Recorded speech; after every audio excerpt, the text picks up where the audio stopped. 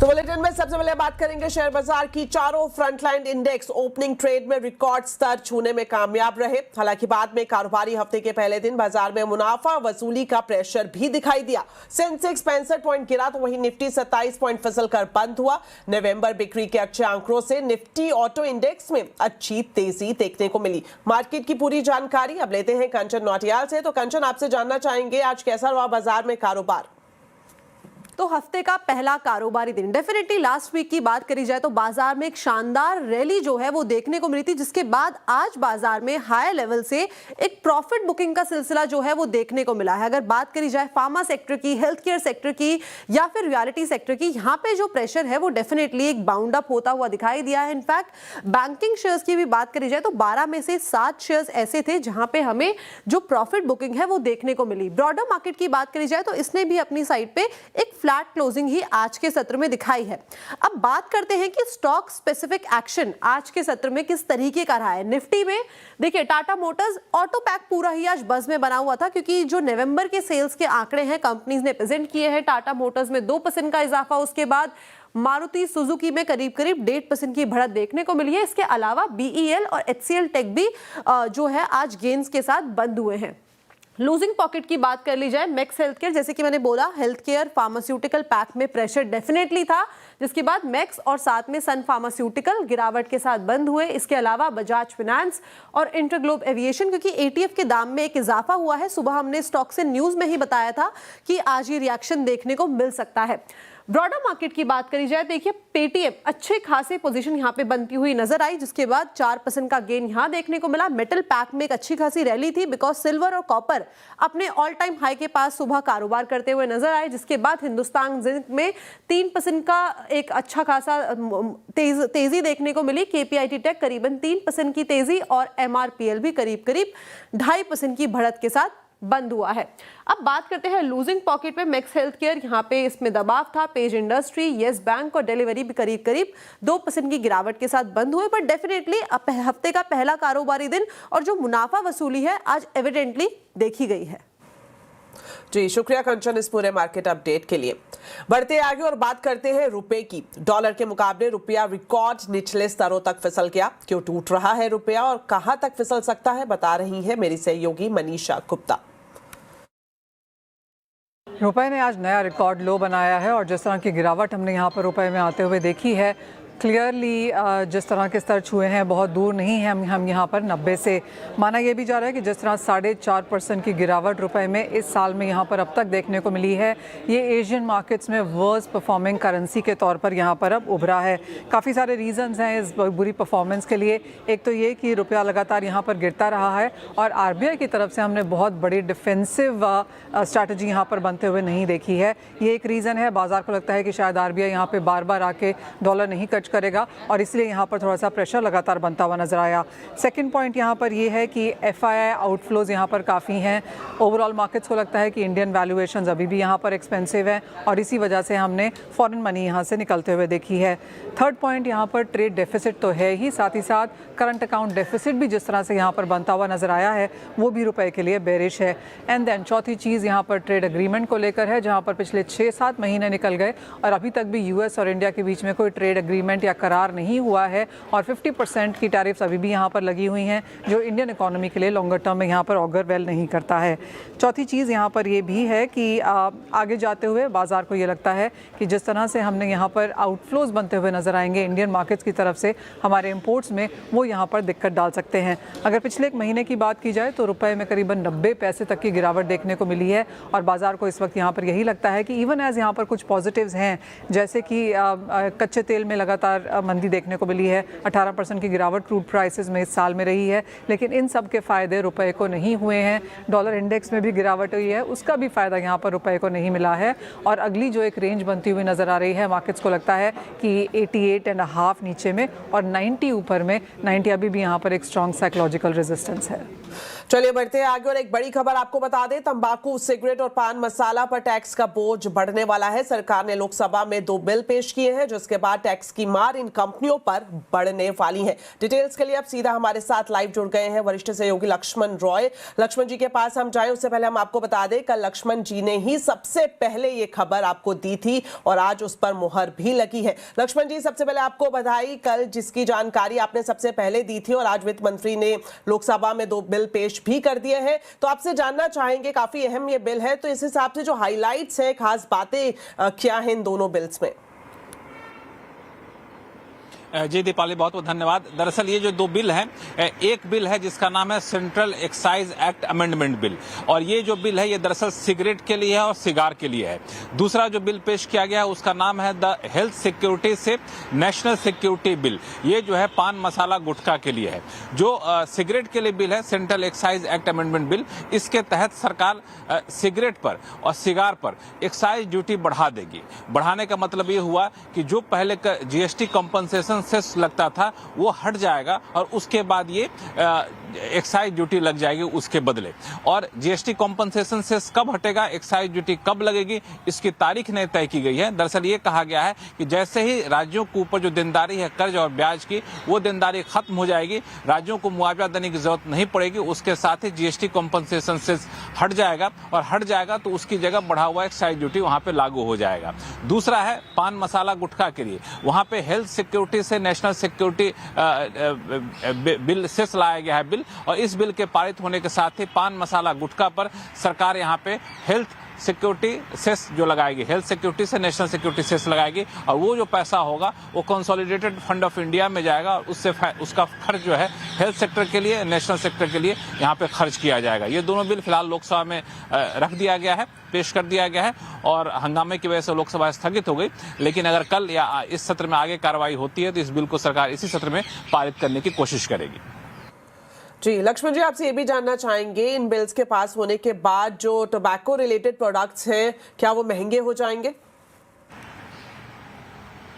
देखिए, ये बहुत ज्यादा महंगे होंगे इसकी संभावना नहीं दिख रही है। जो हमें सूत्र बता रहे हैं उसके मुताबिक जो एक्साइज ड्यूटी बढ़ाई गई है वो उतनी ही बढ़ाई गई है जितना कि कंपनसेशन सेस हटाया जाएगा। इसको थोड़ा सा एक उदाहरण के जरिए आपको समझाऊं। दरअसल 2017 में जब जीएसटी लागू किया गया था तो राज्यों को नुकसान होने का डर था, तो सरकार ने कहा, केंद्र सरकार ने, कि हम आपको नुकसान की भरपाई करेंगे। भरपाई कैसे करेंगे? तो हम पेट्रोल पे, माफी चाहूंगा, सिगरेट पे, पान मसाला गुटखा पे, यहाँ तक कि ऑटो कंपोनेंट पर हम सेस लगा देते हैं, उस सेस का जो पैसा आएगा उससे आपकी भरपाई की जाएगी। लेकिन जब सरकार ने सेस लगाया तो एक्साइज ड्यूटी को घटा दिया था, और जितना घटाया था उतने का सेस लगा दिया था। अब सरकार चूंकि सेस खत्म कर रही तो उतना ही एक्साइज ड्यूटी बढ़ा रही है। इसमें जैसे 100 रुपए का पहले एक्साइज ड्यूटी था तो सरकार ने 80 रुपए का सेस कर दिया, 20 रुपए एक्साइज ड्यूटी कर दी। अब 80 रुपए का सेस खत्म हो रहा है तो वापस से 80 रुपए एक्साइज ड्यूटी के तौर पर चला जाएगा, तो टोटल एक्साइज ड्यूटी 100 रुपए हो जाएगी। तो नेट इम्पैक्ट कीमत पर बहुत ज्यादा यहाँ पे पड़ने की संभावना नहीं है। हालांकि सरकार ने जो रेट तय किया उसके हिसाब से 65 mm तक लंबी फिल्टर सिगरेट पर 3000 रुपए सेस लगेगा, एक्साइज ड्यूटी लगेगी प्रति 1000, और 65 mm से लंबी जो नॉन फिल्टर सिगरेट होगी वहां पे जो है 2700 रुपए प्रति 1000 सिगरेट पर सेस लगेगा। इस तरह से सिगरेट की साइज के हिसाब से सरकार ने अलग अलग एक्साइज ड्यूटी लगाने का फैसला लिया है। हालांकि अभी संसद विचाराधीन है। बहुत बहुत शुक्रिया लक्ष्मण जी इस पूरी जानकारी के लिए। बढ़ते आगे और बात करते हैं संसद के शीतकालीन सत्र की, जिसकी शुरुआत आज से हो गई है और इसके शुरू होते ही हंगामा भी देखने को मिला है। जितना हंगामा सदन के अंदर उतना ही सदन के बाहर विपक्षी दलों ने लोकसभा में एसआईआर पर चर्चा की मांग को लेकर जमकर हंगामा किया, जिसके बाद लोकसभा की कार्यवाही कल तक के लिए स्थगित कर दी गई। लेकिन संसद सत्र शुरू होने से पहले प्रधानमंत्री मोदी ने विपक्ष पर तीखा हमला बोला है। प्रधानमंत्री ने कहा कि संसद में ड्रामा नहीं, डिलीवरी होनी चाहिए। उन्होंने बिहार के नतीजों का हवाला देते हुए कहा कि कुछ दल पराजय भी पचा नहीं पा रहे हैं। ड्रामा करने के लिए जगह बहुत होती है, जिसको करना है करते रहें। यहां ड्रामा नहीं, डिलीवरी होनी चाहिए। नारे के लिए भी जितने नारे बुलवाने हैं वो पूरा देश खाली पड़ा है। जहां पराजित होकर के आए वहां बोल चुके हो, जहां अभी पराजय के लिए जाने वाले हो वहां भी बोल दीजिए। लेकिन यहां तो नारे नहीं, नीति पर बल दिया। तो प्रधानमंत्री मोदी के इस बयान पर विपक्ष का भी जवाब देखने को मिला। कांग्रेस सांसद प्रियंका गांधी ने कहा कि एसआईआर और प्रदूषण पर चर्चा ड्रामा नहीं है। वहीं समाजवादी पार्टी के अध्यक्ष अखिलेश यादव ने भी प्रधानमंत्री मोदी पर पलटवार किया और कहा कि बीएलओ की जान जा रही है, क्या ये ड्रामा है? I suggest that urgent issues like what you said, pollution, other issues, SIR, which are it is a huge issue for democracy. What is going on? Whether it's the election situation or the SIR, these are huge issues. Let's discuss them. What is Parliament for? Let's discuss them. Let them have a discussion.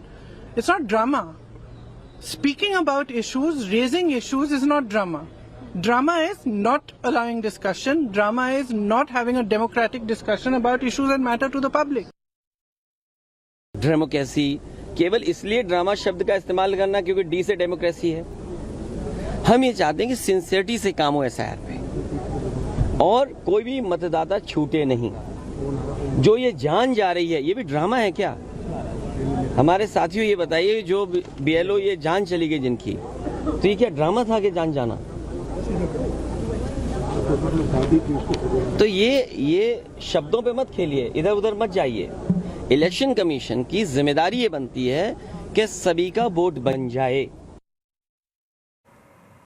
इसके अलावा राज्यसभा में आज नेता विपक्ष और कांग्रेस अध्यक्ष मल्लिकार्जुन खड़गे के बयान पर संग्राम देखने को मिला। नए सभापति को लेकर स्वागत वक्तव्य में खड़गे ने पूर्व सभापति जगदीप धनखड़ के फेयरवेल का मुद्दा उठाया। लगे हाथ खड़गे ने नए सभापति सीपी राधाकृष्णन को नसीहत दे डाली। उन्होंने कहा कि आप ना सत्ता पक्ष की ओर देखें और ना ही विपक्ष को नजरअंदाज करें। अगर आपने ऐसा किया तो आप पर खतरा हो जाएगा। खड़गे के बयान का संसदीय कार्य मंत्री किरेन रिजिजू ने जवाब भी दिया। उन्होंने कहा कि जो विपक्ष पूर्व सभापति के खिलाफ अविश्वास प्रस्ताव लेकर आया था उसे ऐसे कहने का हक नहीं है। विपक्ष ने पूर्व सभापति का अपमान किया था। Chairman, Rajya Sabha being custodian of the entire house belongs as much to the opposition as to the government. Custodian of the entire house belongs as much to the opposition as to the government. Please, I was disheartened that the House did not get an opportunity to bid him a farewell. Regardless, I wish him on behalf of the entire opposition a very healthy life.